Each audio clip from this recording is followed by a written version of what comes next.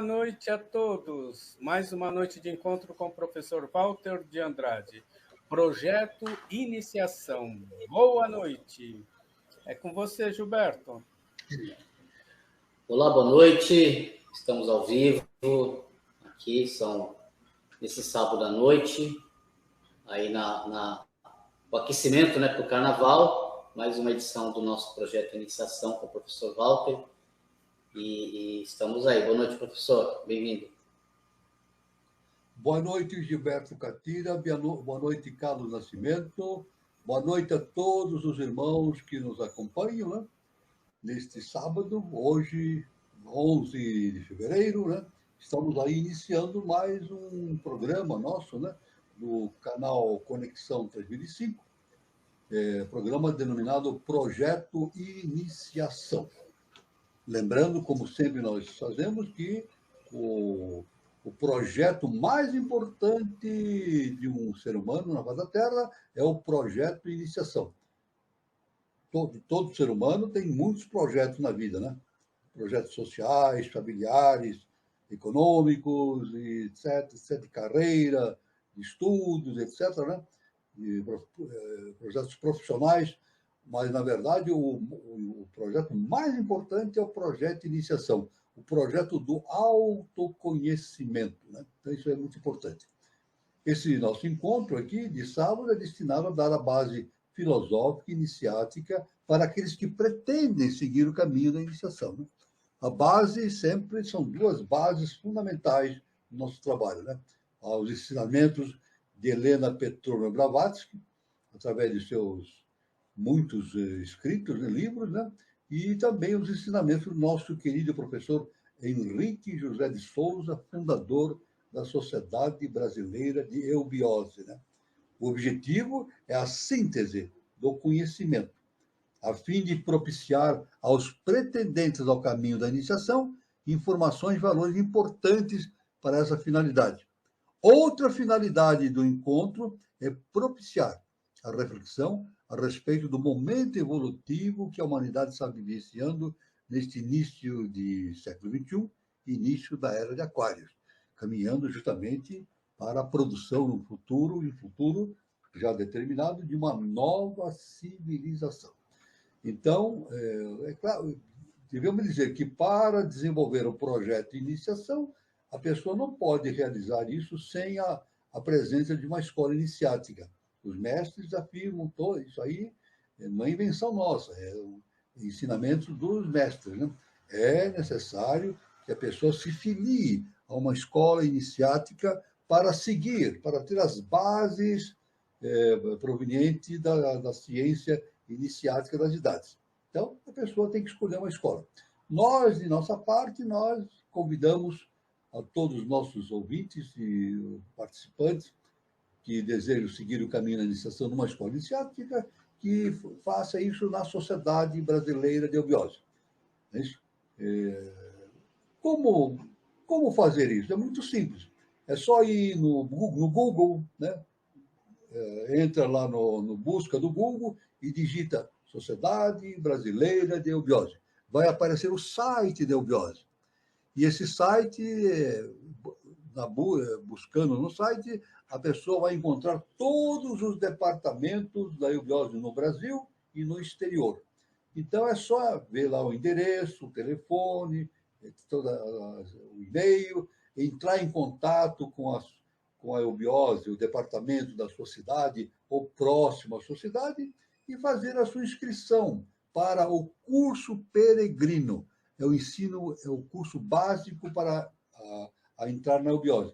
Está começando no país, no Brasil inteiro está começando, né? E com certeza no exterior também, né? Curso peregrino. É o curso básico inicial. Depois existem mais 4 graus, né? 4 graus, fazendo 5 graus, e quando a pessoa conclui os 5 graus, ela tem a possibilidade, o direito de filiar-se à Sociedade Brasileira de Eubiose. Ou seja, ela pode tornar-se membro efetivo da eubiose e aí desfrutar de todos os benefícios que ela pode ter por essa adesão, né? participar de ritualística, de reuniões, de eventos todos públicos e internos da sociedade. E, além do mais, a pessoa tem a oportunidade de ler diretamente as revelações do nosso querido mestre e professor Henrique José de Souza, que são milhares e milhares de páginas à disposição dos estudiosos. Então, aí está uma informação importante. Já foi dado início ao grau peregrino em todo o Brasil, né? Em todos os departamentos. É só a pessoa entrar em contato e fazer a sua inscrição e ver como que ela deve se fazer para começar esse seu caminho justamente do projeto e iniciação. Aí está a dica, então, inicial para todos os interessados. Muito bem. Nós estamos aqui estudando, aos sábados, continuamos estudando justamente a teosofia, a biose, né? Neste conjunto de conhecimentos que é justamente a antropogênese. Estamos aí cada encontro que nós vamos tendo, vamos nos aprofundando e abordando temas importantíssimos dados por Helena Petrovna Blavatsky e o nosso mestre, professor Henrique José de Souza. Nesse capítulo da antropogênese, é muito importante nós verificarmos a noção, a existência e a importância das hierarquias criadoras. Isso, então, no universo todo, existem as hierarquias criadoras. Sempre lembrando que quando, isso é Blavatsky nos informa, quando na teosofia e na biose também, quando se fala em nosso universo, isto se refere ao nosso sistema solar. Então, o nosso universo é o nosso sistema solar. Então, nós vamos dar uma verificada na questão das hierarquias cósmicas, justamente que são pertinentes ao nosso sistema solar, né? As hierarquias criadoras, assim chamadas, porque se ocupam da construção do universo. Isso, as hierarquias se preocupam, se dedicam à construção do universo, em guiar seus irmãos menores no caminho da evolução e em dirigir o desenvolvimento das forças espirituais no universo material. Então, veja bem, as hierarquias espirituais, ela cuida do processo de geração de todos os níveis do nosso universo, né? Sobre a determinação do eterno, né? Do nosso Pai cósmico, né? Eterno, e também guiam também os irmãos menores no caminho da evolução, em todo o nosso sistema solar, né? No estado atual da evolução, 5 dessas hierarquias já transpuseram o campo visual dos maiores e mais desenvolvidos mestres de nosso mundo. 4 passaram para além da liberação e uma está nos umbrais desse último estágio. Assim, em nossa evolução, tomam parte somente 7 hierarquias, que afetam, por assim dizer, a nossa partícula de divindade, a porção de Shiwara, e o Jivatman, o ser vivente cuja natureza espiritual superior é a parte integrante de uma dessas hierarquias. A primeira hierarquia é constituída pelos hálitos ígneos amorfos, senhores do fogo, chamas divinas, fogos divinos, leões do fogo, leões da vida, nomes que expressam atributos ígneos, ou seja, do fogo, né? Pois tais seres constituem a vida e o coração do universo. O Atman, que é o nosso Cristo interno, né? A vontade cósmica, e através deles passa o raio de Paramatma, que desperta o Atman na mônada do homem, ou seja, desperta o Cristo interno na alma do homem, né? Na mônada do homem, na mônada, né?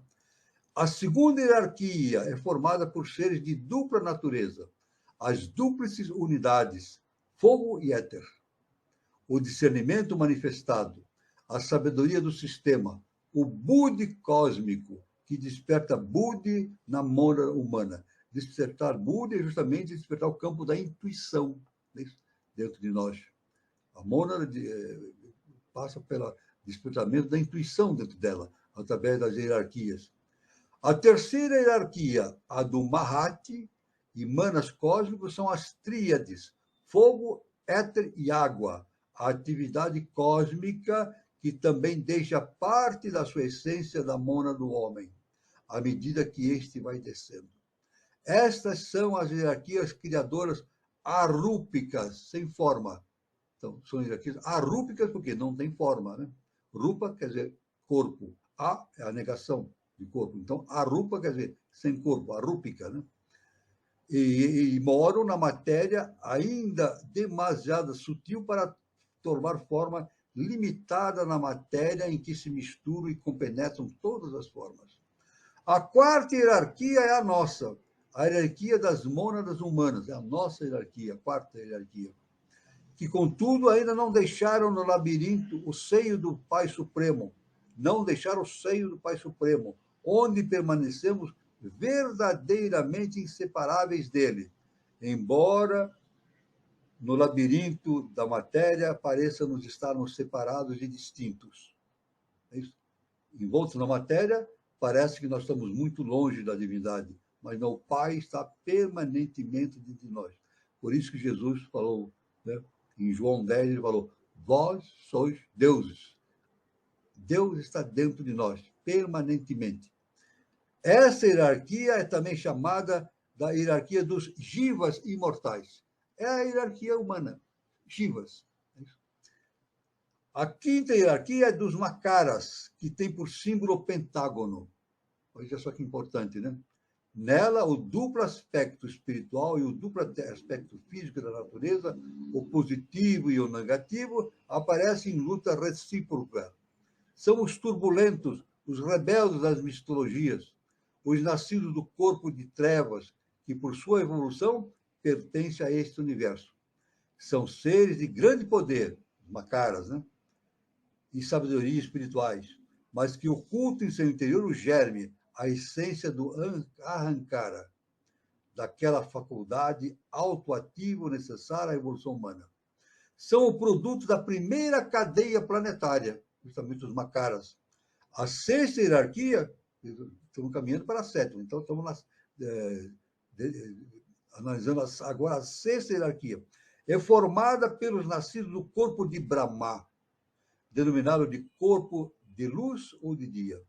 Nesta corte de Devas, brilham gloriosos os Pitris dos Devas, designados pelos nomes de Agnisvatas, os cestos duplos de Anes, né? Os Agnisvatas. Eles dão tudo ao homem, os Agnisvatas, né? Exceto o Atman e o corpo físico. Por isso são chamados de doadores dos 5 princípios intermediários do homem. Guiam a mônada para que se obtenham os átomos permanentemente relacionados com esses princípios, ou seja, o plasma quíntuplo. São produto da segunda cadeia planetária. Nessa hierarquia, encontra-se também incluídas as grandes hostes dos Devas, os mais elevados espíritos da natureza, ou elementais do reino médio.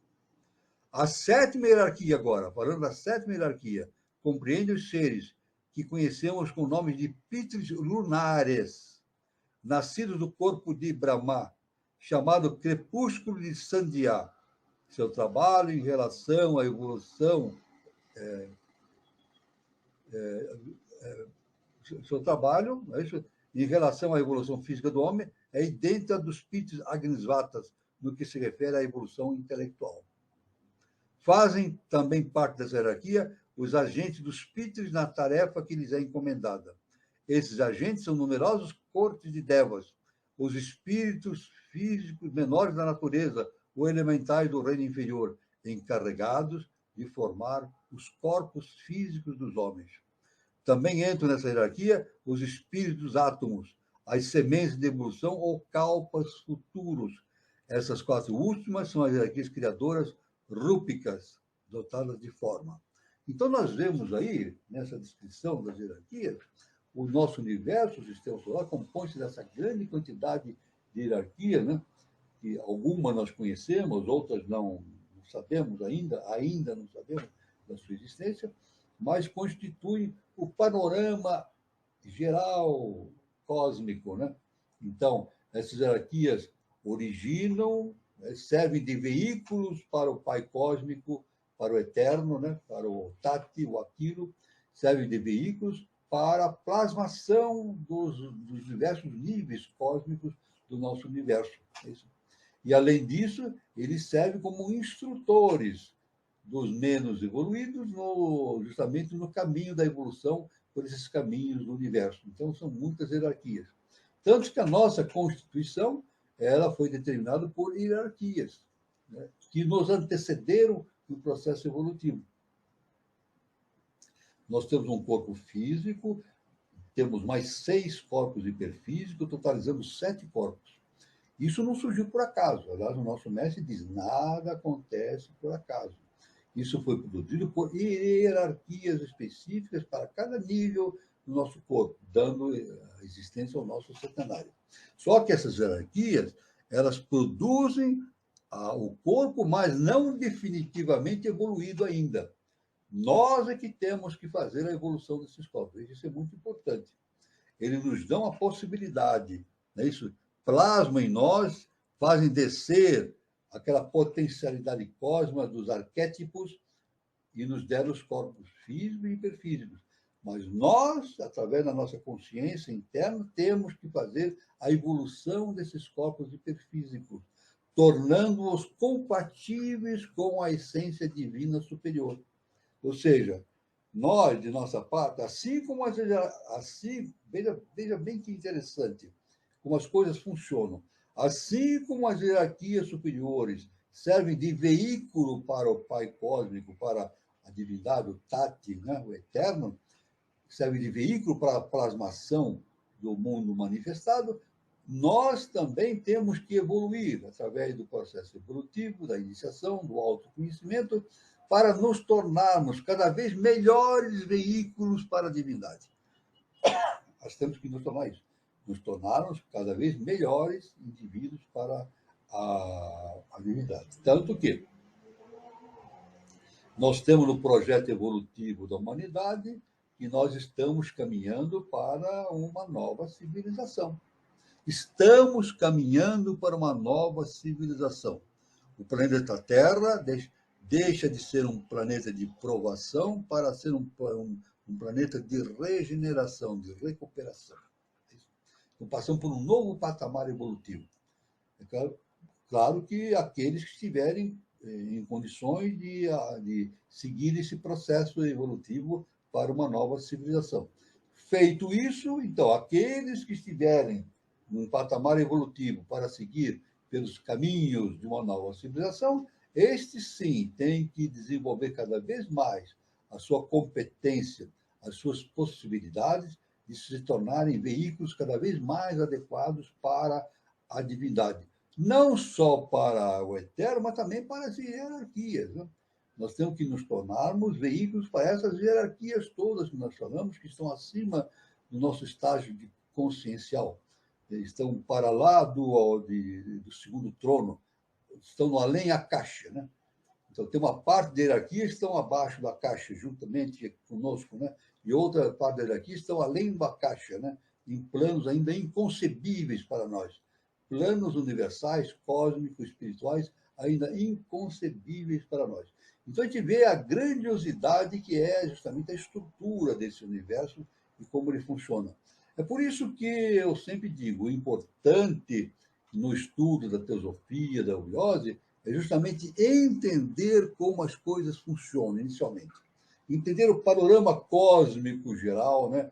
Justamente do imanifestado, produzindo o manifestado, que é o universo nosso projetado maiávico, e a resplandecência, a evolução das hierarquias que perfazem a estrutura espiritual de todo esse universo, não só servindo de veículos para o Pai Eterno, para a construção dessas moradas celestiais, mas também servindo de instrutores nossos para o nosso processo evolutivo.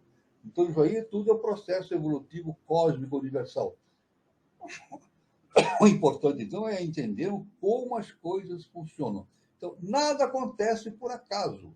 tudo está no seu lugar específico, fazendo a sua função, justamente debaixo de uma lei cósmica, uma lei universal, cósmica, justa e perfeita. Uma lei cósmica, justa e perfeita. Né? Isso é muito importante, esse entendimento. Né? Muito bem. Então, continuando aqui essa nossa apresentação, deste panorama celestial e cósmico, tanto do além a caixa, como do a caixa para baixo da caixa, desse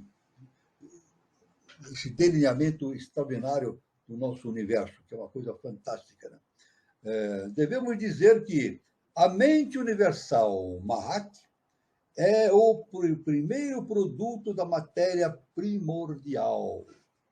Porém, o primeiro aspecto para Brahman é a alma universal, na qual está a raiz da consciência do eu.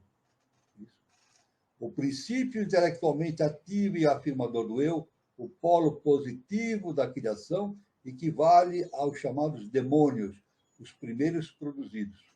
No Rig Veda, os Asuras são seres espirituais divinos. Seu nome deriva de Asu, sopro de Deus, e significa o mesmo que o Espírito Supremo ou Ahura. A noite foi criada antes do dia, como espírito de oposição necessário na diferenciação da criação. Continuando a sua obra, Brahma assume outro aspecto, ou do dia ou do seu alento. Cria os deuses dotados de passividade, bondade. Continuando, ele cria os píteres ou progenitores dos homens. Brahma, usando o poder de Yoga, Kriya Shakti, produziu essas criações. Finalmente assumiu a sua última forma penetrada pela qualidade da impureza, e desta foram produzidos os homens. Então, a gente vê então que nós temos então a criação no universo manifestado, né, de diversos níveis, né, e o nível mais alto é o que chamamos o Sol Central. O Sol Central, para Brahman, é isso. Ele não está junto ao Eterno, ele está de frente para o Eterno, mas ele não consegue perceber o Eterno na sua realidade suprema. Né? Existe um véu que encobre a sua visão, chamado de Mula Prakti, ou véu da matéria, né? Mula Prakti.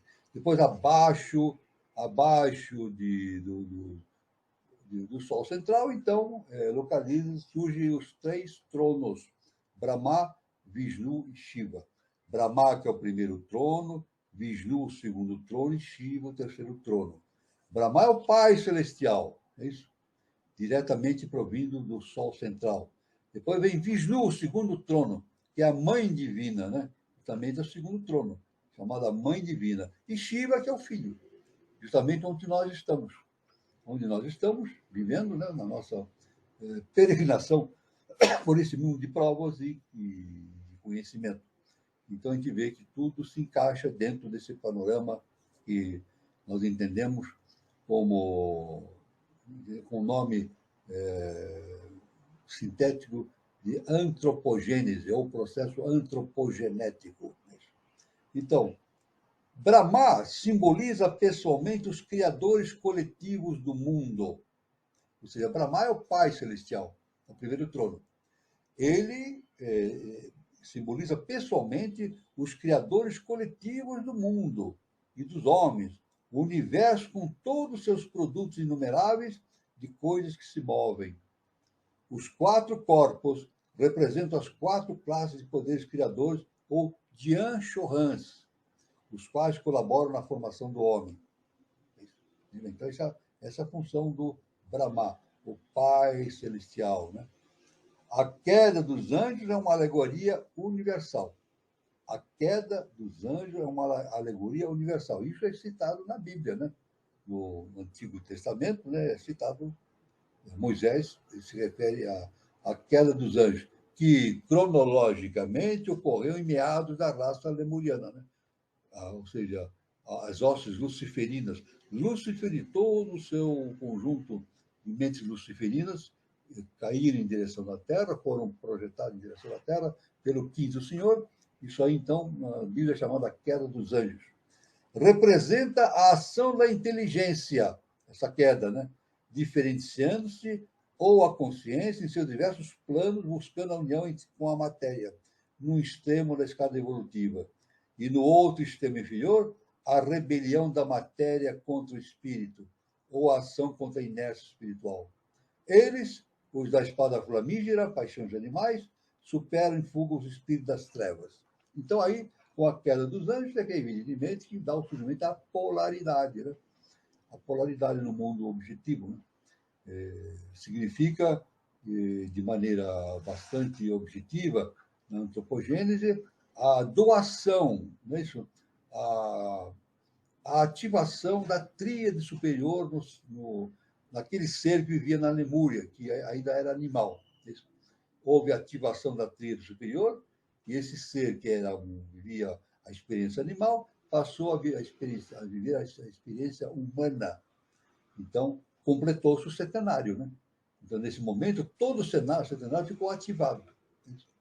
E a nossa função agora, como nós somos, dissemos aqui anteriormente, nós somos da hierarquia Jiva, o Jiva tem que desenvolver necessariamente a sua tríade superior, para tornar-se um ser, no futuro, super-humano, ou seja, um ser que atinge o estado adaptado, chega a uma situação super-humana, depois atinge o estado subdivino e depois um estado divino, como Jesus nos ensinou através da parábola do filho pródigo, em que ele chamava essa volta como a volta à casa do Pai.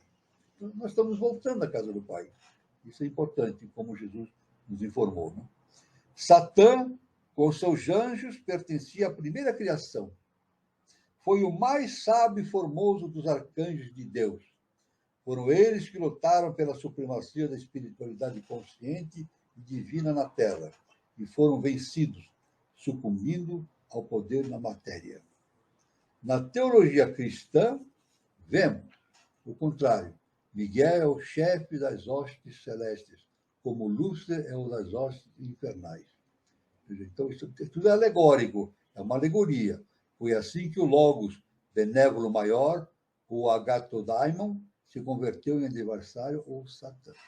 Então, a gente vê que nesse processo hierárquico da queda dos anjos, há uma queda justamente de uma consciência provinda de Lúcifer, do quinto senhor, né? Do quinto senhor, Luzbel, na época, ou Jarabel, uma projeção do quinto senhor na forma dessas hostes celestiais luciferinas, e essas hostes, ao caírem em direção da Terra, foi necessário que elas tomassem corpos físicos, né? Assumiram corpos físicos, nasceram em corpos físicos.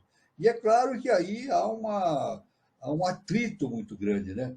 Entre essa consciência que vem do quinto senhor com a materialidade. Então, existe todo esse processo de polaridade que nós entendemos como espírito e matéria, esse atrito que gera fogo, né? Gera muita distensão, muito atrito, né? Mas isso é necessário para que o processo evolutivo ocorra. Mas, no fundo, matéria e espírito constituem a mesma coisa. É isso? Matéria e espírito não são coisas opostas. Matéria e espírito não são coisas opostas, são fatos, são coisas complementares. Complementares. Na matéria, entendidas e percebidas pela mente humana como dentro do aspecto da polaridade. Mas na eternidade, no além-a-caixa, essa polaridade está perfeitamente harmonizada e não existe esse processo de atrito, como nós verificamos. As chamas são uma hierarquia de espíritos paralela, se não idêntica aos ardentes ígneos serafins que acompanharam o trono do Senhor. Mélia é o Senhor das chamas.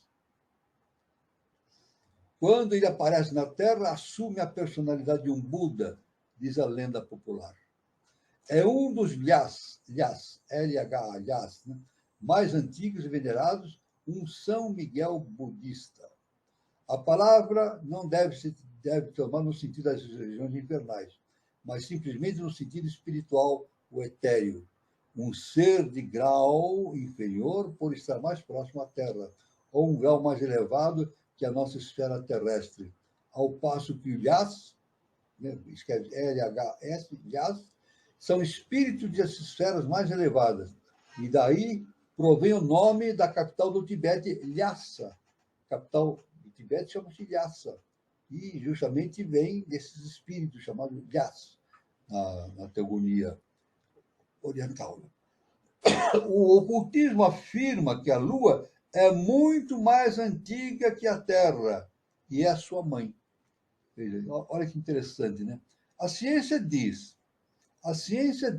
que a Lua surgiu da Terra, é isso? E que a Terra é a mãe da Lua. Mas nós sabemos pela ciência iniciática que não é verdadeira. Não é verdadeira. A Lua, pelo ocultismo, pela ciência iniciática, a Lua é muito mais antiga que a Terra. E ela é a mãe da Terra.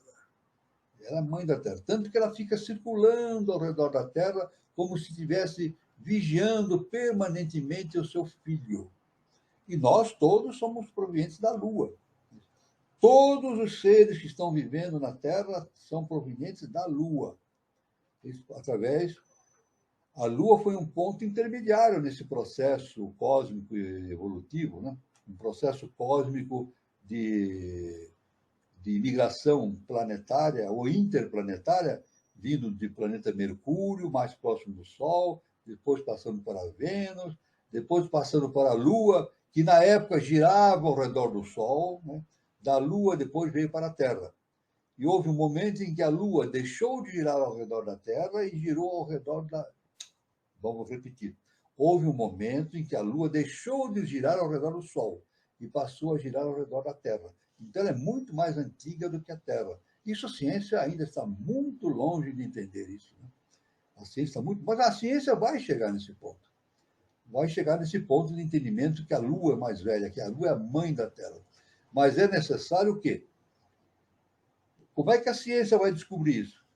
Através da evolução dos equipamentos? Da matemática, das teorias? Não, não é assim. A ciência vai chegar a essa conclusão através do desenvolvimento mental dos cientistas. Veja bem que importante. A ciência vai chegar a esse entendimento que a Lua é a mãe da Terra através do autodesenvolvimento dos cientistas, do seu autoconhecimento. Então, vai muito mais além do panorama da informática, dos equipamentos, e etc, etc. Então, isso é muito importante, né? A Terra é sua mãe. Daí, a Lua gira ao redor da Terra e gera todo o processo das marés, né? Através da atração gravitacional, a Lua tem uma ação muito grande sobre as marés e sobre o crescimento dos vegetais também, né? Uma grande influência no crescimento dos vegetais. Daí, as marés de atração para a Lua, como o demonstra a parte líquida do globo, sempre esforçando-se para elevar-se até sua mãe. Isso?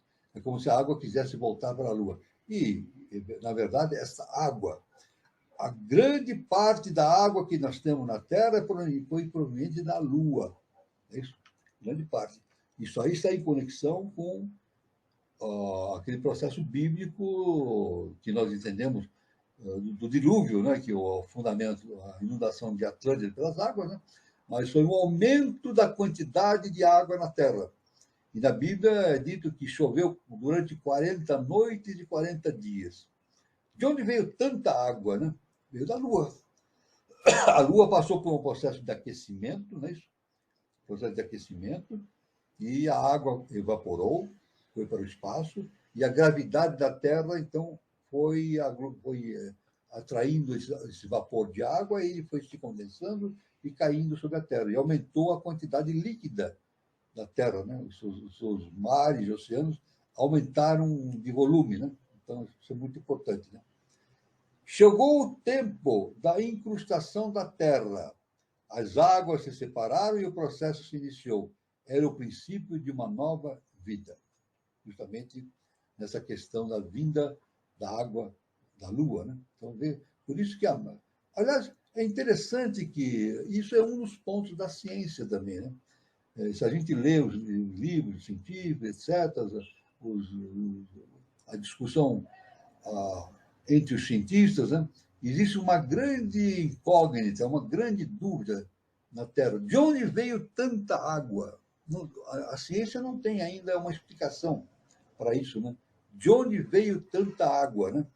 Existe uma teoria recente, né, do século XX, que a água veio do espaço sideral. Justamente, isso é uma ideia de um cientista, através da condensação da água do espaço, né, vinda e projetando sobre a Terra. Aliás, devemos dizer que o universo, a quantidade de água existente no universo é enorme, hidrogênio e oxigênio. Né? Existe uma quantidade enorme de água. É o princípio mais predominante de todo o universo. Assim, a ciência sabe. A ciência sabe disso. Né? Mas a ciência não sabe ainda, com certeza, de onde veio tanta água da Terra. Não é isso? A explicação do que a ciência inicial da cidade nos fala é justamente essa água é proveniente da Lua. E não só da Lua veio a água, mas também nós. Nós viemos da Lua. Né? Então, nós somos vindos da Lua. Né? Nós somos alienígenas, não é verdade? Então, a gente pergunta assim, você já viu algum alienígena na sua vida? É fácil, é só olhar, é só ir para a rua e ver o pessoal passar na rua, é tudo alienígena. Somos todos alienígenas. Viemos da Lua. Não só da Lua, mas também de outros planetas. Existe um processo de transmigração de consciências de planeta para planeta, né? Periódico, né? Isso aí a ciência iniciática das idades nos ensina, né? Assim como nós temos o processo dos exilados de Capela, né? Justamente houve um momento que houve um julgamento, o fim dos tempos num determinado planeta que gira ao redor da estrela Capela, na constelação do Cocheiro, e houve lá o que se chama de um julgamento, e as almas, grande parte das almas daquele planeta foram trazidas para a Terra, e, consequentemente, provavelmente para outros planetas também, ainda evoluídos, né? Para continuar o seu processo evolutivo. Então, tudo que está na Terra, não só a água, mas também as consciências que estão, não são provenientes da Terra, são provenientes de outros mundos. Veja que importante isso. Isso aí a gente vai entendendo como as coisas funcionam. É isso? Na verdade, a evolução é um processo interrelacionado, é um processo integral, que abrange todo o universo. Abrange todo o universo. Isso é muito importante. Né? Das águas do espaço, veja, das águas do espaço surge a progenie, ou seja, os derivados do espírito fogo masculino e da água feminina, gasosa. Provém a extensão oceânica da Terra. A mãe, da qual vem a letra M, deriva do hierógrafo de água, M. Aliás, veja bem, quando a gente fala mãe, derivado também do segundo trono, né? E o segundo trono está ligado com Maria, que tanto na Igreja Católica, a Virgem Maria, o segundo trono, e Maria, em latim, Maria vem do latim, mare. Então, tudo se encaixa. Então, a água, né, relacionada ao segundo trono, está relacionada com a Maria, Mãe Divina, o mar, né, mare, e também o mar é escrito com a letra M, né? A letra M são duas ondas. Lá, os fenícios, quando inventaram o alfabeto que veio em direção de nós, para constituir o nosso alfabeto atual, eles originaram justamente o M. O M, que são duas ondinhas, assim, né? Então, representa as ondas do mar, duas ondas do mar. Então, veja que nada acontece por acaso, né? Então, por isso que aqui a forma do M provém da extensão oceânica da Terra. A mãe da qual vem a letra M deriva do hierógrafo da água, M. Vênus, a mãe virgem, surge do mar e dá luz a um filho, Eros, ou Cupido, o amor. É a vontade divina em manifestar seu desejo por meio da criação visível. Cupido, em seu primitivo sentido, é amor. Seu protótipo forrate, no qual se converte na Terra no grande poder da eletricidade vital, o espírito doador da vida. A lua masculina, em seu aspecto teogônico, é, em seu aspecto cósmico, somente o princípio gerador feminino, assim como o Sol é o princípio gerador masculino. Então, a lua é a parte feminina e o Sol a parte masculina, né? Ou seja, então, a água é a progênie da lua, provém da lua, uma deidade andrógena em todas as nações. A evolução procede segundo as leis da analogia, tanto no cosmos como no menor planeta que existe. Então, isso é muito importante, esse entendimento, né? A gente vê que, através do conhecimento da ciência inicial das idades, através de todos esses conhecimentos ocultos, antigos, a gente vai entendendo de maneira metafórica, de maneira assim, simbólica, mas de maneira concisa, a respeito da evolução da Terra, a evolução dos planetas e assim por diante. Então, é por isso que no século XIX, né, a HPB trouxe todos os conhecimentos do Oriente para o Ocidente e inundou o Ocidente com conhecimentos transcendentais de enorme importância, nunca antes vistos pelo homem, principalmente no século XIX. Isso por uma força de lei. A lei determinou que fosse assim. Isso. E justamente essas hierarquias, ou seres correspondentes a essas hierarquias superiores, estiveram presentes nesse processo de difusão dos conhecimentos. Veja só que importante. A HPB não trabalhou sozinha, ela mesma diz, não foi ela que fez as coisas. Ela foi veículo dos seres, dos mestres, e os mestres, por sua vez, veículos dos seres de hierarquia do nosso sistema solar superior. Então, a gente vê que nada acontece por acaso. Tudo isso provém, e isso tudo é regido por uma lei superior, a lei cósmica, universal, justa e perfeita. Nada acontece por acaso. Então, agora, que sabe a ciência realmente sobre a idade da Terra, do Sol e da Lua? São hipóteses, né? Que sabe sobre a idade do homem? O que a ciência sabe sobre a idade do homem? Isso está muito longe ainda do entendimento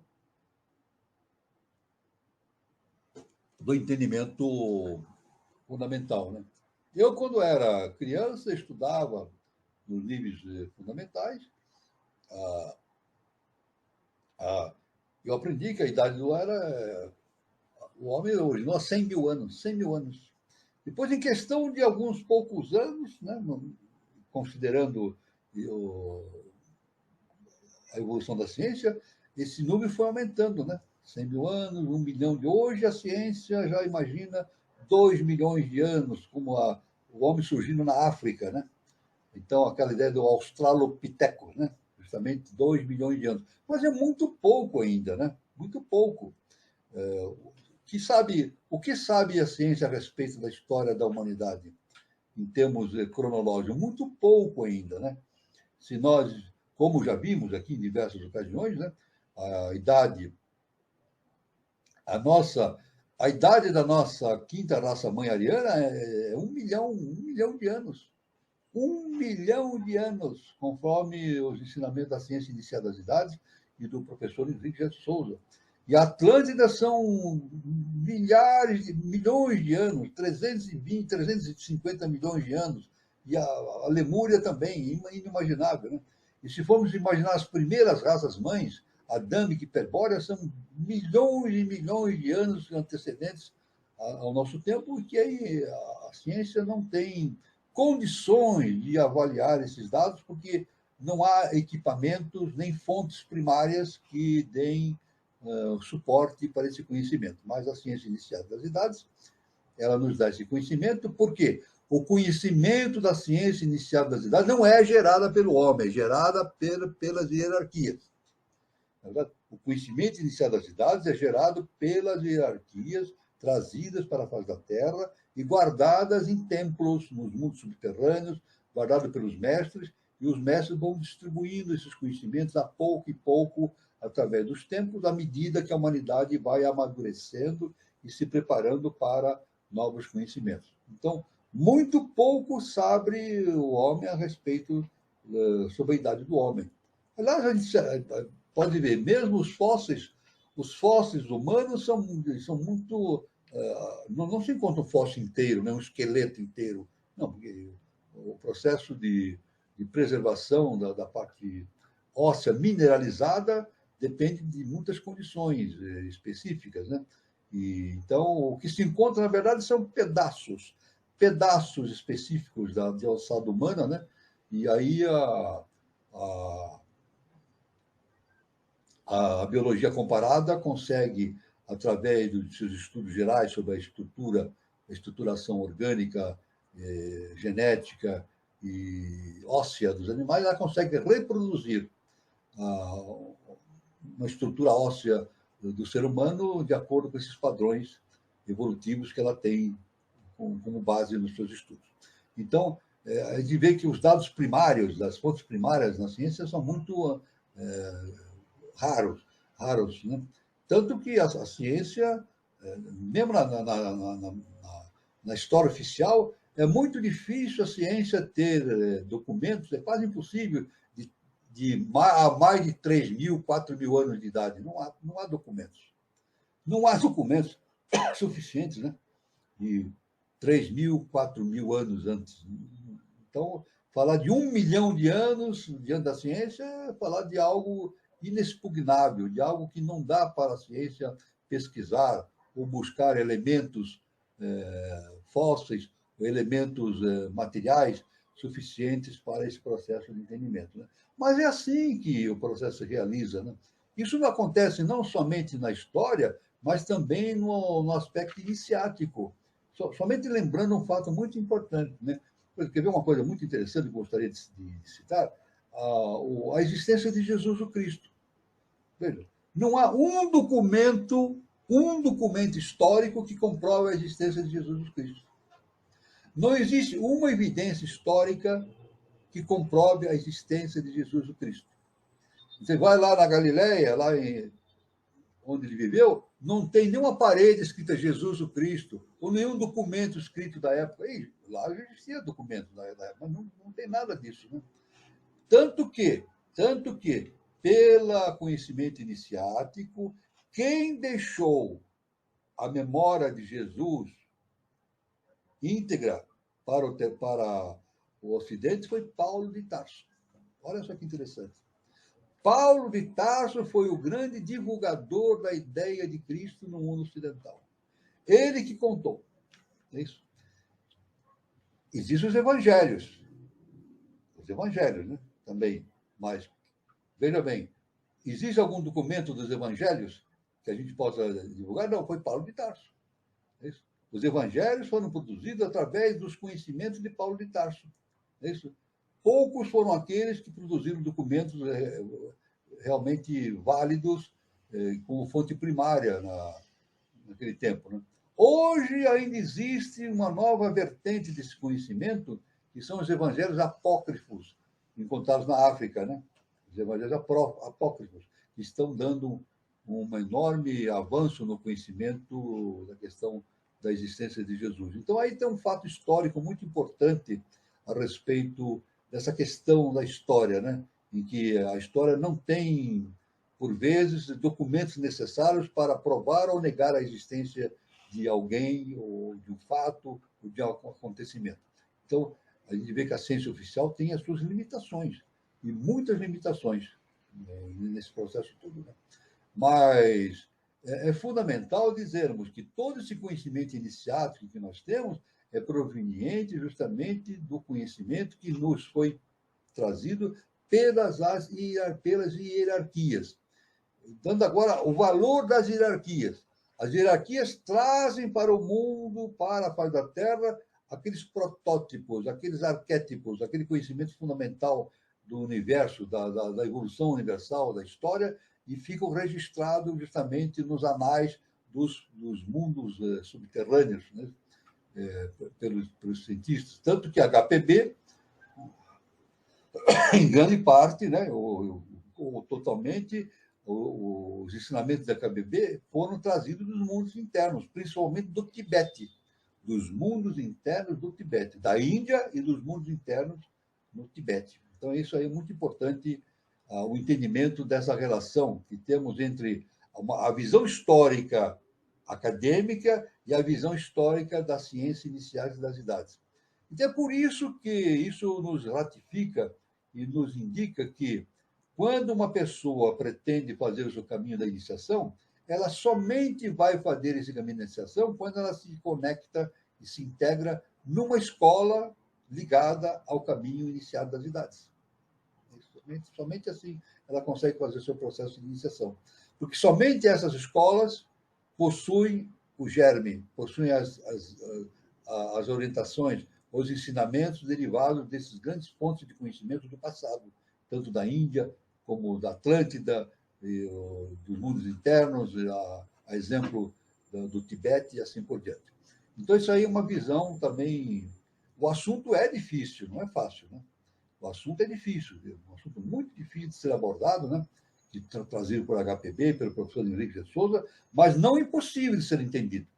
E esse conhecimento é entendido através de um caminho específico, através do autoconhecimento. Por isso que lá no templo de Apolo, né, em Delfos, isso na antiguidade, na Grécia, no frontão do templo estava escrito assim: homem, conhece-te a ti mesmo e conhecerás os deuses do universo. É o único caminho que o ser humano tem para entender a verdade em si mesmo. É o autoconhecimento.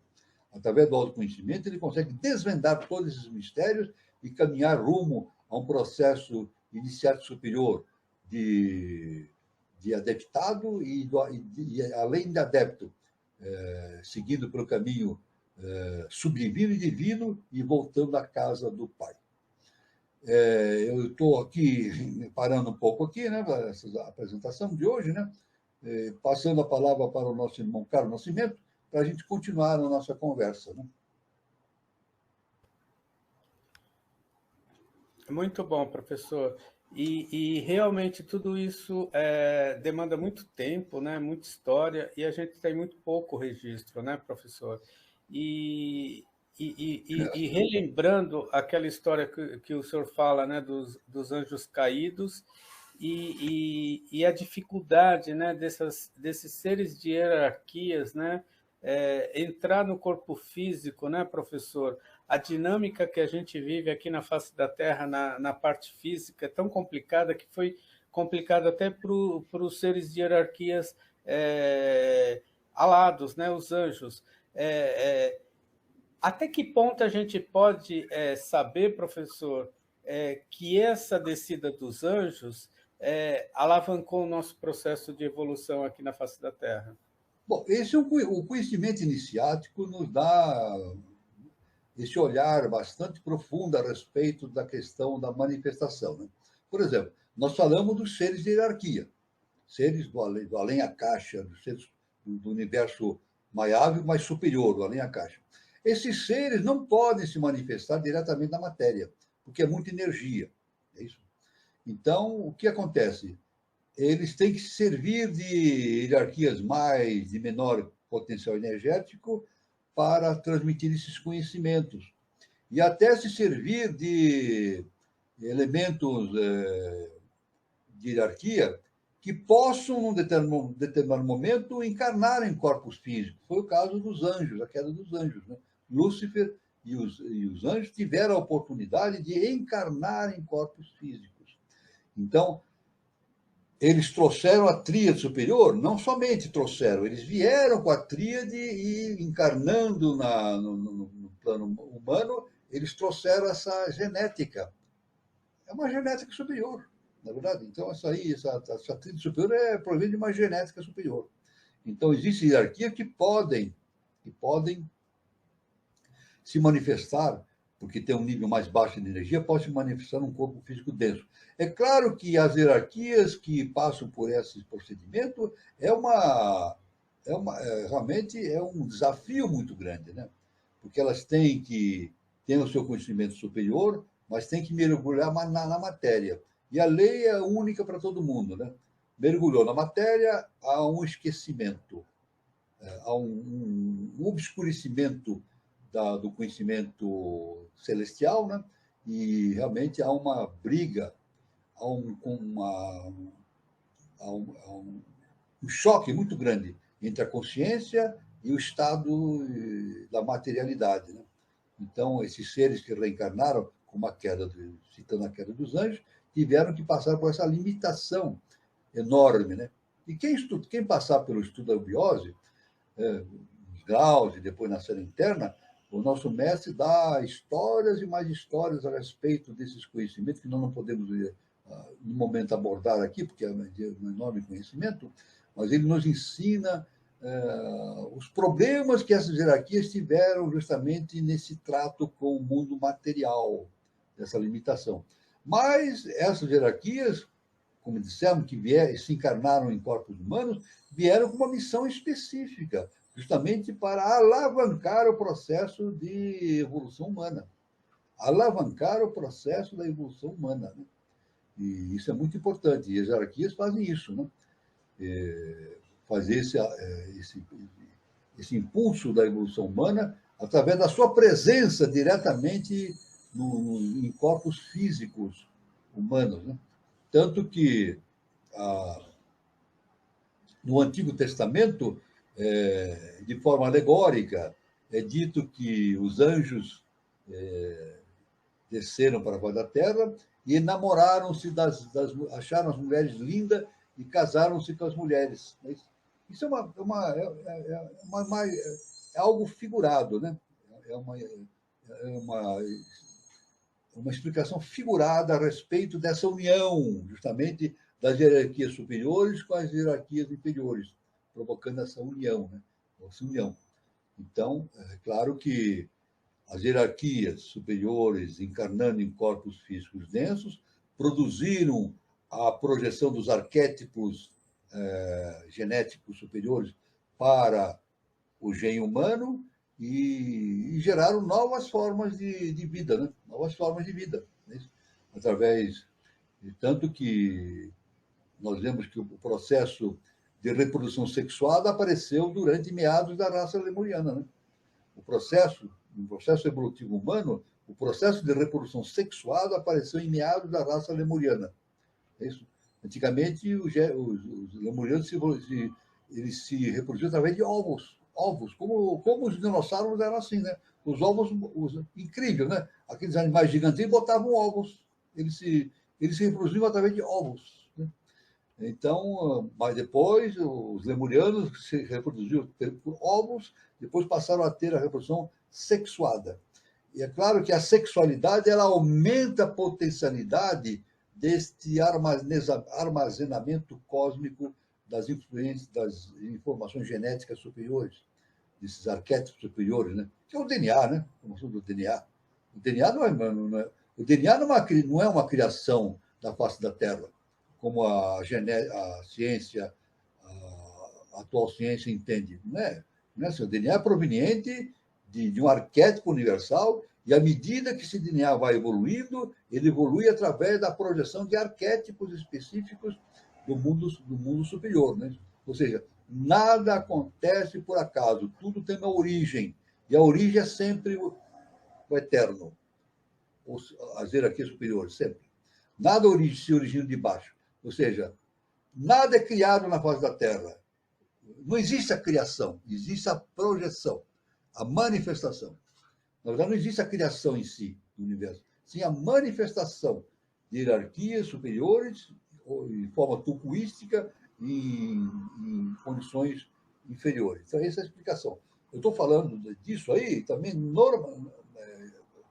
enfocando justamente aquela questão de entender como as coisas funcionam. Veja, como as coisas funcionam. Muito bom, professor. Você tem alguma colocação, Gilberto? para fazer?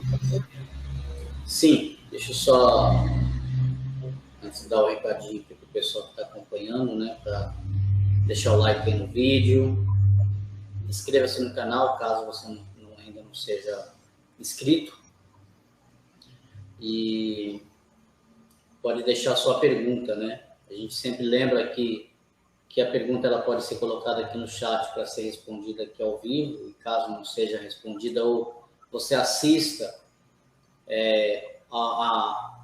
ao vídeo, né, gravado na plataforma, você pode postar o seu questionamento aqui embaixo, no vídeo, que as perguntas elas são respondidas aí pelo professor. E compartilha o conteúdo, você pode mandar esse link para um amigo, para uma pessoa que goste, né, desse tipo de conteúdo, que nos ajuda a divulgar e tornar o canal relevante também. E aproveitando aí o gancho, sobre essa questão das hierarquias que o senhor colocou, professor, dentro desse conceito de que nós somos deuses, pelo menos em potencial, e agora esse conceito também das hierarquias, a minha dúvida é assim, então nós estamos num processo, numa hierarquia, numa outra hierarquia, que eu não vou aqui classificar se é inferior ou superior, mas que dentro desse processo a gente, o curso natural seria a gente chegar a uma dessas hierarquias, seria esse o processo, estou correto? Exatamente, esse aqui. Na verdade, o nome hierarquia, ela não é uma denominação final, né? Assim como, por exemplo, veja bem, nós dizemos assim, vamos agora colocar a coisa nos seus devidos termos. Nós podemos dizer assim, nós somos seres humanos? Não somos seres humanos, estamos passando pela experiência humana. Isso. Assim como a nossa consciência monádica, né, a projeção da mônada, já passou pela experiência mineral, passou pela experiência vegetal, pela experiência animal e agora está passando pela experiência humana. E no futuro, inevitavelmente, conforme o nosso mestre fala, a humanidade deverá tornar-se uma raça de adeptos.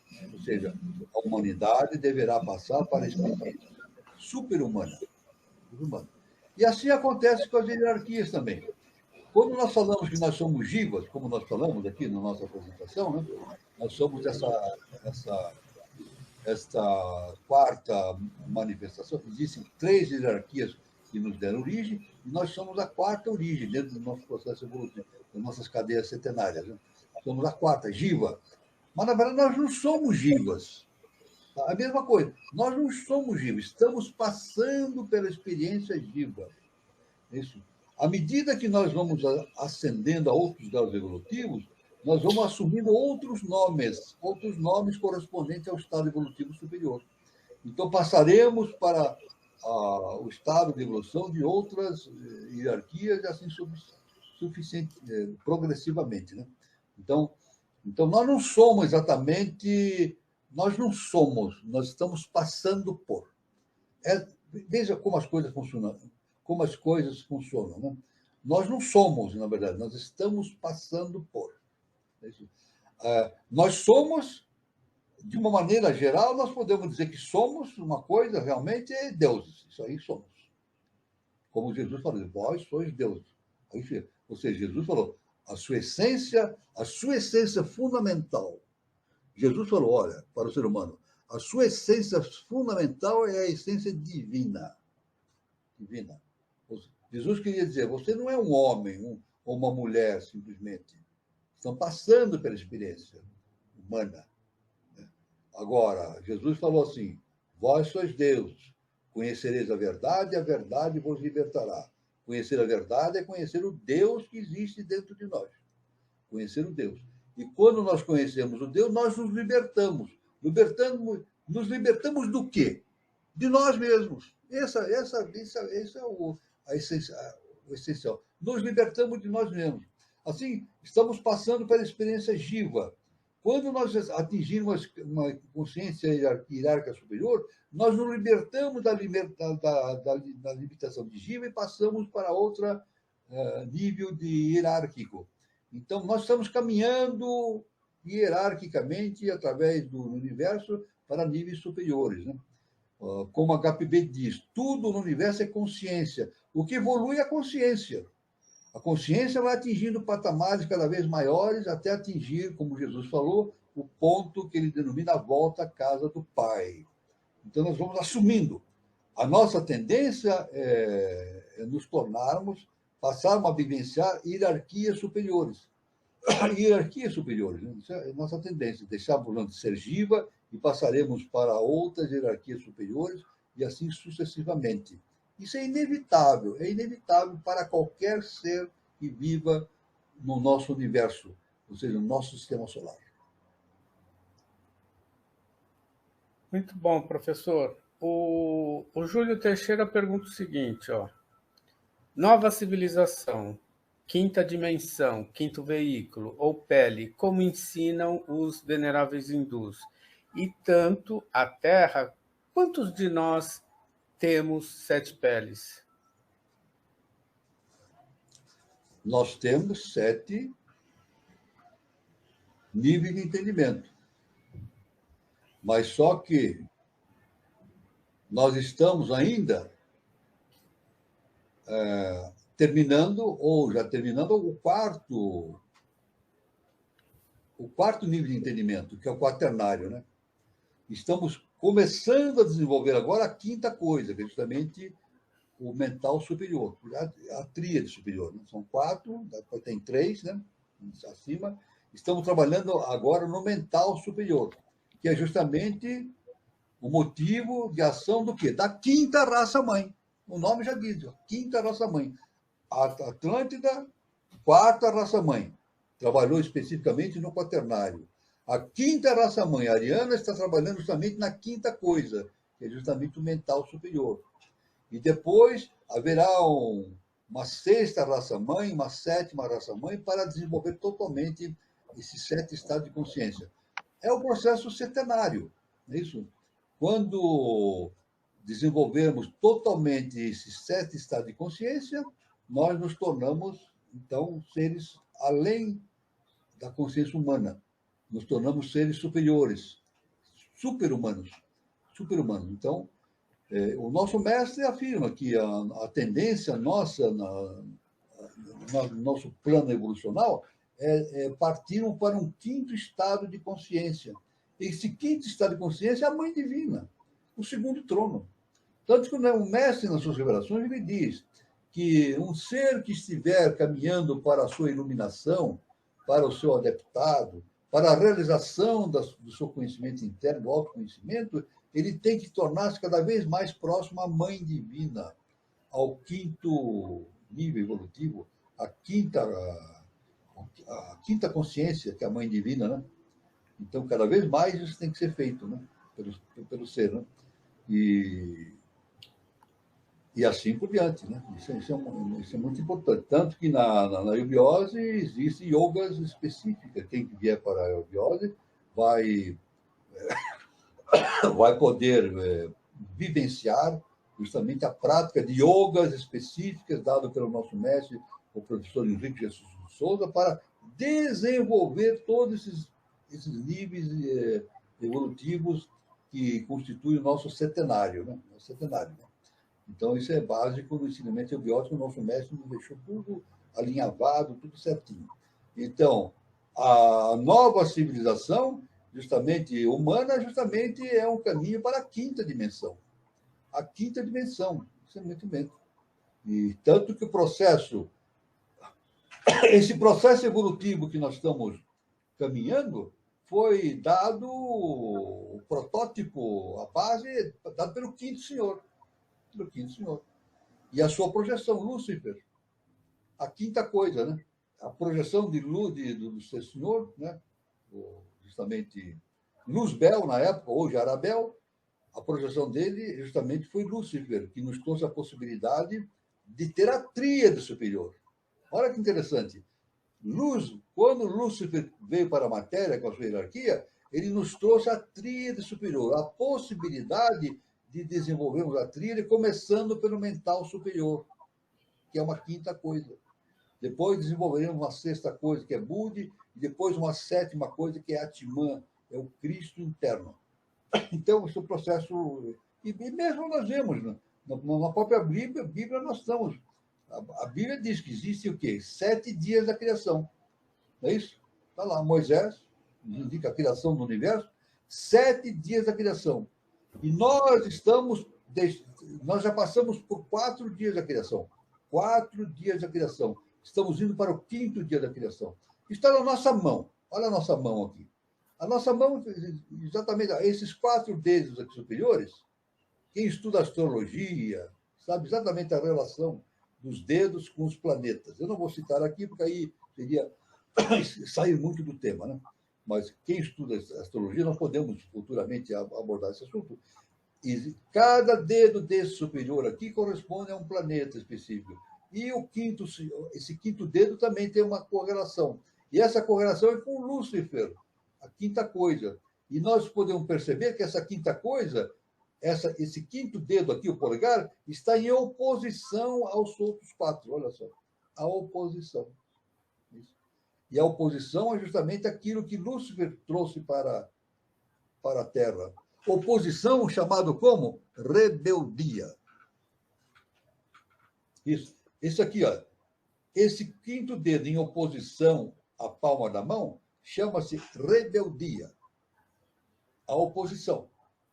Mas não uma oposição pela oposição, simplesmente, só porque ele quer ser oposição. Não, uma oposição porque faz parte do processo evolutivo. Isso.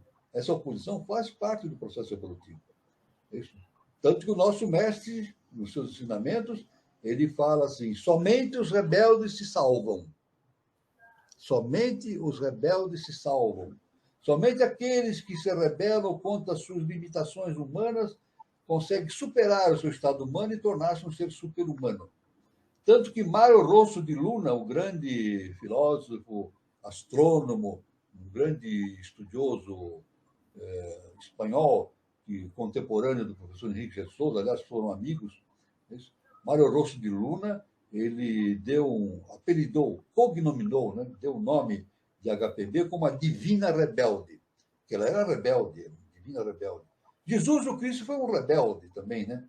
Uma rebeldia, mas uma rebeldia cósmica. Isso. Ele trouxe novos conhecimentos que colidiram com os conhecimentos antigos. E deu uma nova tônica. E essa nova tônica, justamente, aos nossos olhos, é visto como uma rebeldia. E a rebeldia foi tanta que ele foi crucificado. Não é verdade? A gente sabe que os rebeldes acabam sendo postos à margem do processo pelo ser humano, são renegados pelos seres humanos, são vítimas de chacota, assim como HPB foi, né? HPB foi desprezada pelos seus discípulos, né? Porque inventaram muita coisa a respeito dela sem sentido, né? Que ela estaria inventando coisas, ela mentia, que ela não tinha fontes de conhecimento para explicar tudo aquilo, mas ela dizia que o conhecimento não era dela, era dos seres de hierarquia superiores que passavam o conhecimento, ela era um veículo. Então, os cientistas, os homens, os intelectuais da época que cercavam a KPB não entenderam esse fato. Então, além do seu entendimento humano, não foram suficientemente rebeldes. Veja bem, aqueles cientistas que desprezaram a KPB não foram suficientemente rebeldes para entender essa questão que o nosso mestre diz, né? E somente os rebeldes se salvam. Então, esse é o processo que nós estamos vivendo hoje, em direção do 5º sistema. E nós temos que o processo da Terra hoje é decisivo. A Terra está passando por um momento de transformação muito grande, né? Nós deixamos de ser, conforme Jesus, acabou-se os velhos tempos. Os velhos tempos estão acabando para surgir novos tempos. Os velhos tempos vão deixar de existir. Isso vai ser a antiga morada dos homens. e vai surgir agora uma nova civilização, os novos tempos. Mas somente os rebeldes poderão participar desse processo evolutivo de uma nova civilização. Aqueles que tiverem o discernimento de superar as suas próprias limitações e entender as coisas relativas ao quinto sistema evolutivo e futuramente ao sexto e sétimo sistema evolutivo. Muito bom, professor. A Thais Cecília, ela coloca o seguinte, professor: no catolicismo, fala-se da sétima morada, Santa Teresinha que fala sobre isso. O senhor tem alguma coisa para comentar sobre isso, professor? Não, especificamente sobre Santa Teresinha, eu não tenho. Aí precisaria estudar, como a nossa irmã Thais afirmou, eu precisaria pesquisar, porque há muito conhecimento, especificamente esse caso.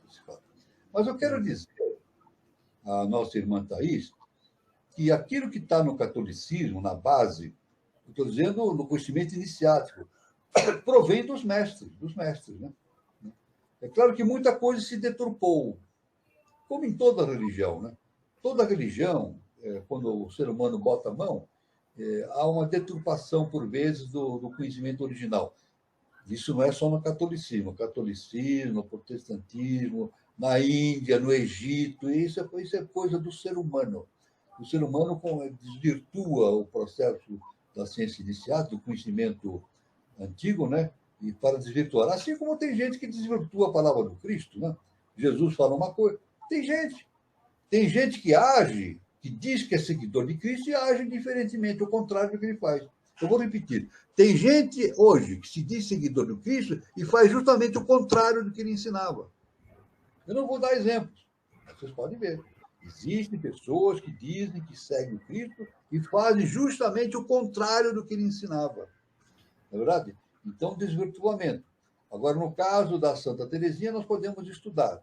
Mas vamos dizer que no catolicismo existe tudo aquilo que está no catolicismo, na base, né?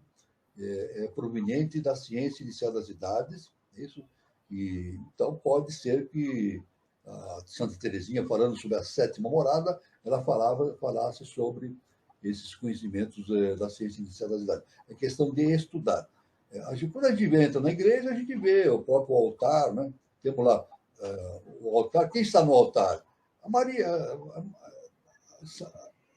né? Maria Imaculada, né? A mãe de Jesus, né? A Virgem Maria está lá no altar, em cima do lugar onde o padre tira a hóstia. Né? Isso não é por acaso, é uma coisa santificada, é algo estruturado pelo conhecimento iniciático para dar para plasmar na religião aquela visão do processo cósmico. Né? Quando a gente olha Nossa Senhora ali no altar, é o segundo trono. É a Mãe Divina que está ali. Justamente representa a Mãe Divina, o segundo trono. Justamente Vishnu, que é o segundo trono, está ali representado. E o católico chama da Virgem Maria, né? Mas é o segundo trono. É o quinto sistema evolutivo que está ali representado. Né? Então, eu digo isso para a nossa irmã Thais. Agora, especificamente sobre Santa Teresinha, vamos estudar.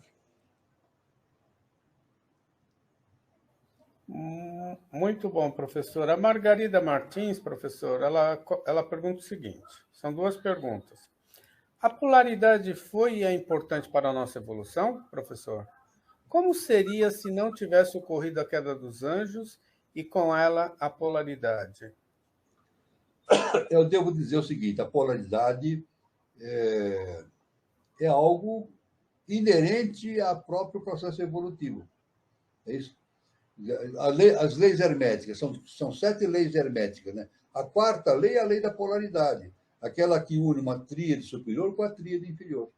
Agora, veja bem, agora nossa irmã Margarida, quando todo esse processo hierárquico vai baixando, vai se projetando tupuisticamente em direção do planeta Terra, ao passar do segundo trono para o primeiro trono, tem que ocorrer a polaridade. Inevitavelmente, a polaridade existe. Isso. Então, tudo no nosso universo é polar, né? Olha, não existe luz sem sombra.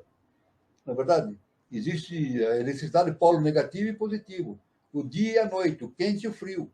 o bem e o mal. É isso? Isso faz parte. Agora, não quer dizer que são coisas opostas. Não são simplesmente coisas opostas. São coisas inerentes ao nosso mundo manifestativo. No nosso mundo manifestativo, essa unidade, ao passar pelo segundo trono para baixo, ela necessariamente adquire essa polaridade. Essa polaridade. E não tem outro jeito, porque veja, olha que interessante, nós estamos envolvidos pela polaridade. Né? Tudo no nosso universo manifestado tem um sentido polar. E não conseguiríamos entender as coisas, digo assim, no sentido prático, sem a presença dessa polaridade. Agora, existe o conhecimento superior da polaridade. O nosso mestre, o professor Henrique de Souza, ele nos deixou ensinar o seguinte: quem entende a polaridade, entende tudo. Quem entende a polaridade, entende tudo. Quem entende o porquê da existência da polaridade e no íntimo das coisas, vai entender exatamente a raiz daquilo que nós vivemos no mundo terreno. Né? O nosso mestre também, veja bem que o nosso mestre, numa das suas revelações, dos seus ensinamentos, o nosso mestre nos ensina o seguinte, que as pessoas não devem ficar se preocupando apenas com o bem e com o mal. Veja bem, as pessoas não devem se preocupar apenas, ficar se preocupando com o bem e com o mal. Isso é bem, aquilo é mal. Ele diz assim, que quem fica só nesse processo de entendimento, de busca de entendimento entre o bem e o mal, não tem tempo para outras coisas. Agora ele diz, qual é o caminho que deve substituir esse nosso preocupação com o bem e o mal? É o dever. Então ele diz, quem cumpre o seu dever está no caminho da iniciação. Então não é bem e o mal, é o dever. É isso. Não é o bem nem o mal, é o necessário. A gente vê que o bem e o mal é o necessário. E veja bem, polaridade. Tanto que, no conceito da iniciação,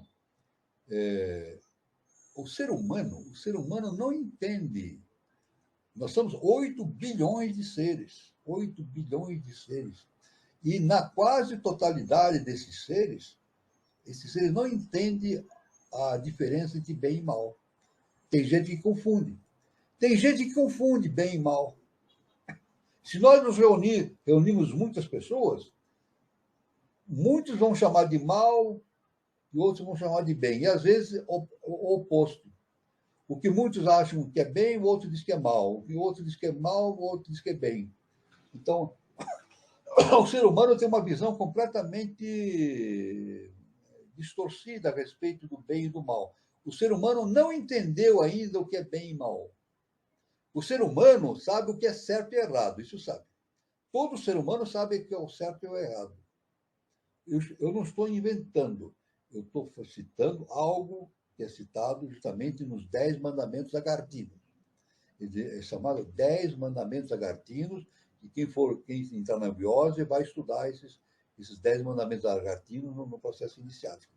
Então, um dos 10 mandamentos agartinos diz que o ser humano sabe exatamente o que é certo e errado. Todo ser humano sabe.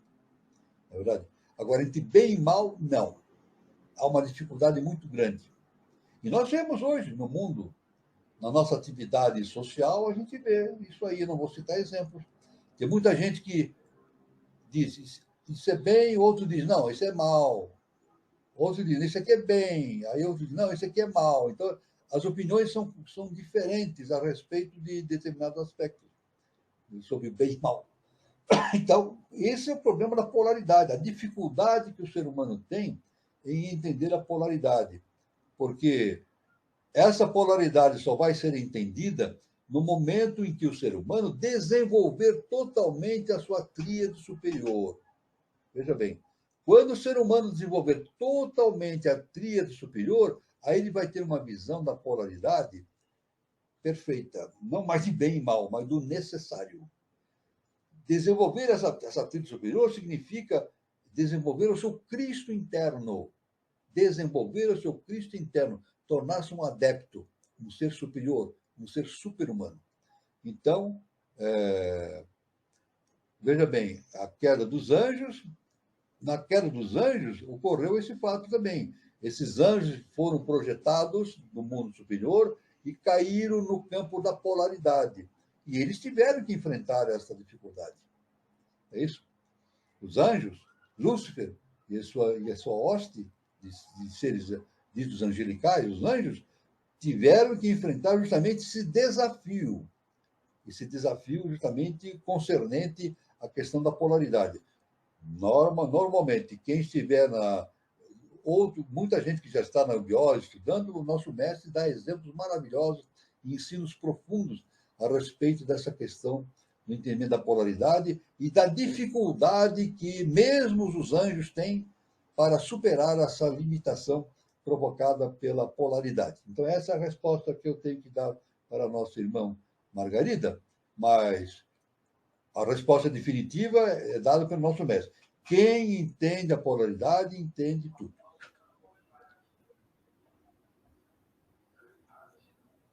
Muito bom, professor. A Thaís só está agora comentando o esclarecimento, né? Ela coloca assim: sim, concordo. Minha reflexão é que os seres de hierarquia se manifestam em vários âmbitos e a rebeldia seria esta, ir além do normalmente aceito, como, por exemplo, o conhecimento. O conhecimento, ela fala aqui, o conhecimento iniciático pode ser encontrado até mesmo nas religiões mais antigas, a quais se diz que irão acabar. Exatamente. Então, as religiões de todas as manifestações são fatos ligados ao processo de entendimento humano, né? Aliás, eu devo dizer para a nossa irmã Thaís que existe um conhecimento da antiguidade, um conhecimento muito antigo, né? Remonta a muitos anos na antiguidade, né? Da Índia, né? Que esse conhecimento é o seguinte, é muito difícil da gente entender, né? O conhecimento é o seguinte: tudo que é escrito ou falado não pode ser a verdade. Veja bem, a verdade não pode ser escrita nem falada. É incrível isso aí. A verdade não pode ser escrita nem falada. Então, o indivíduo não pode chegar a escrever um livro e dizer assim: eis a verdade. Mentira. Vamos dar um exemplo? Uma pessoa escreve um livro e diz assim: nesse livro está contida a verdade. Mentira. É uma mentira isso. Porque o nosso mestre dá um exemplo típico, citando inclusive Paulo de Tarso, que ele fala, Paulo de Tarso já falava, e o nosso mestre, que é verdadeiro isso, a respeito da letra que mata e o espírito que vivifica. A letra mata o conhecimento, o espírito vivifica. Então, a verdade não está dentro da religião, não está dentro da pregação religiosa, não está nos livros, não está em qualquer coisa. Onde está a verdade? Então, nós perguntamos, se a verdade não está nas religiões, se a verdade não está nos livros, não está em nada que está escrito, onde está a verdade? Jesus falou, está dentro de nós. Jesus falou, olha só, Jesus, o Cristo, de maneira simples: conhecereis a verdade e ela vos libertará. Ou seja, conhecer a verdade é conhecer o Deus que existe dentro de cada um de nós. E quem conhece a verdade se liberta de tudo, inclusive dele mesmo. Se liberta dos livros, se liberta das religiões, se liberta de tudo. Um adepto, ele não precisa ter informação mais nenhuma, ele tem tudo dentro dele mesmo. Ele não precisa mais nada. A felicidade. Leonardo da Vinci, ele falava o seguinte: desprezavam Leonardo da Vinci porque ele era pobre. Ele era muito pobre, filho de uma campesina. E ele era muito pobre, era desprezado. Então, ele deixou um ensinamento, o grande mestre Leonardo da Vinci, ele falou e ficou escrito isso. Ele disse assim: não me despreze porque eu não sou pobre, eu sou rico.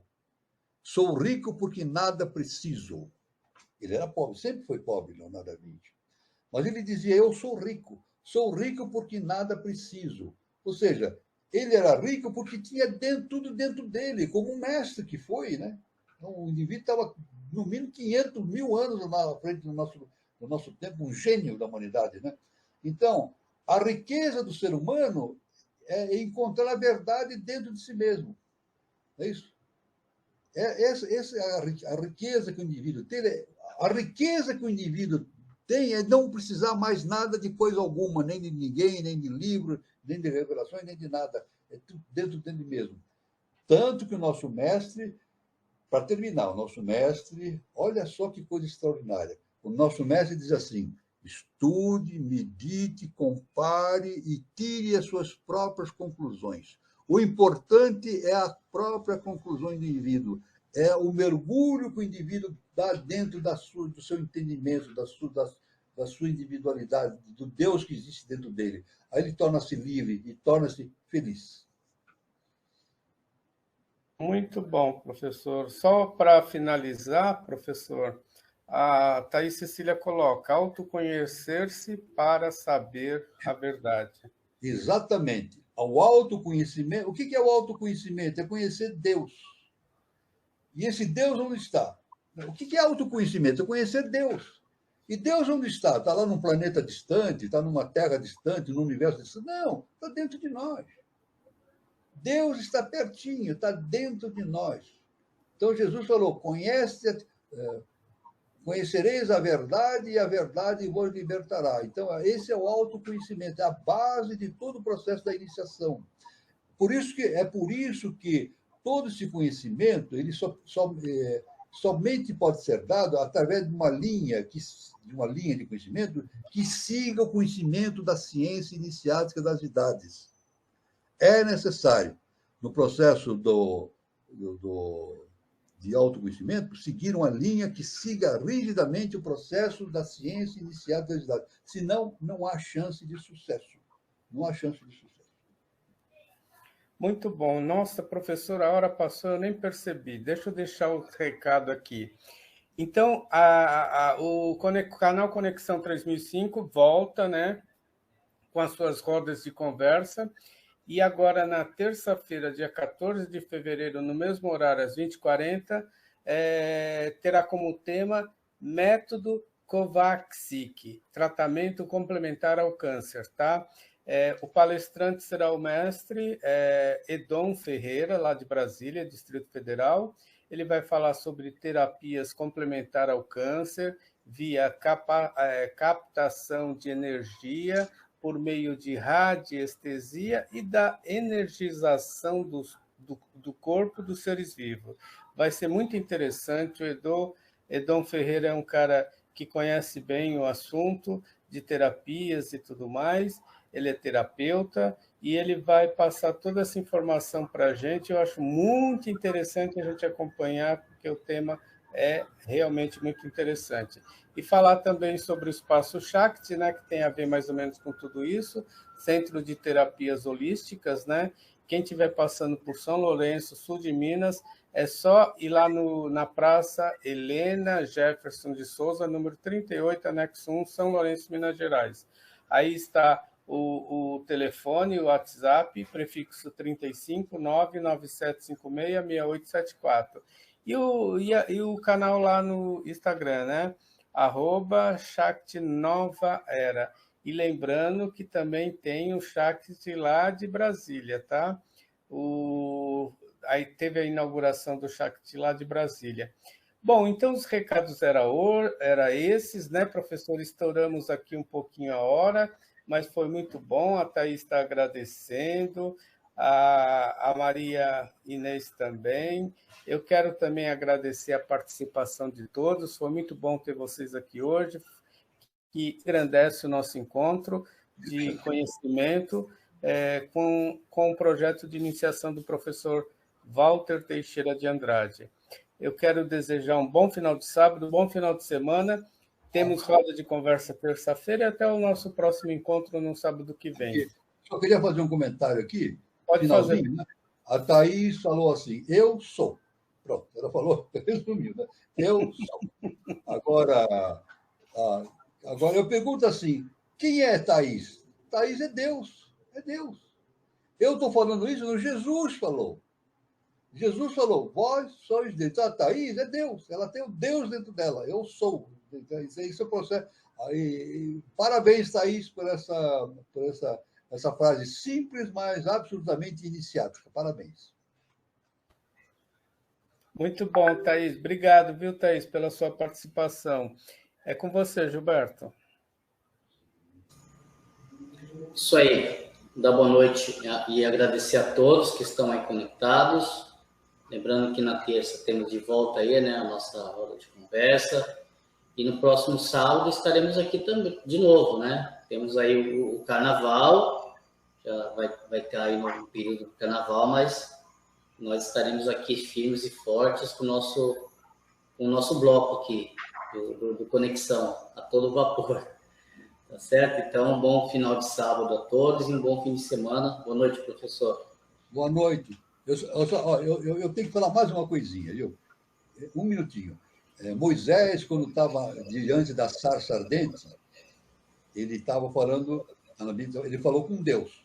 Ele perguntou o nome de Deus, qual era o nome dele. E aquilo que era Deus na frente dele falou assim, eu sou. Deus falou, eu sou. Então está aí o que a Thaís falou. Tudo se encaixa. Muito obrigado a todos, a Gilberto Cartilha, Carlos Nascimento, a todos os nossos irmãos que estiveram presentes aqui. Foi uma felicidade muito grande, um prazer. E até sábado que vem. Luz, paz e amor para todos e fiquem todos com Deus.